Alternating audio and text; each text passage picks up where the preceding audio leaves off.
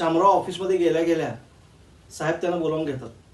त्यांना म्हणतात आपल्याला एक ऑर्डर मोठी मिळणार आहे. ती ऑर्डर मिळण्यासाठी ही जी फाईल आहे हे प्रपोजल तुम्ही जाऊन त्या कंपनीच्या ज्या मालकीण मॅडम आहेत म्हणजे टीना मॅडम त्यांच्याकडून जाऊन सँक्शन करून आणायचं. जबाबदारी तुमची, आपल्याला ऑर्डर मिळायला पाहिजे. ते प्रपोजलची फाईल घेतात शामराव आणि निघतात.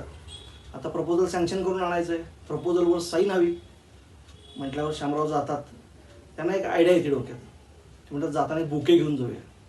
मग बुके घेतात छानसा आणि त्या कंपनीच्या मॅडमला भेटायला जात असताना नेमकं एक बुके दिसल्यावर तिघं चौघं मुलं त्यांना अडवतात. कारण ते व्हॅलेंटाईन डेला विरोध करणारी मुलं बरीच आहेत ना. चुकीच्या पद्धतीनं कोण करत असेल तर सोडत नाहीत त्यांना. त्याला विचारतात हा बुके कुणाला आणि तुम्ही कुठं चाललाय ते सांगा. शामराव म्हणतात मी आपलं मॅडमला प्रपोजर म्हणून सुद्धा देत नाही. तो मॅडमला प्रपोज असा शब्द वापरल्या ती मुलं त्यांच्या नाकावर 2 बुक्क्या मारतात. नाक असं सुचतंय. साहेब म्हणतात अहो ऐकून घ्या, माझं काम नाही आहे, मी फक्त मीडिएटर आहे. साहेबांनी मला सांगितलंय मी फक्त त्यांचं काम घेऊन तिकडं चाललेलो आहे, माझं काम नाही आहे, साहेबांचं काम आहे. हो मी मीडिएटर आहे. मग ती मुलं म्हणतात साहेबांचा मोबाईल नंबर द्या. शामराव देऊन टाकतात.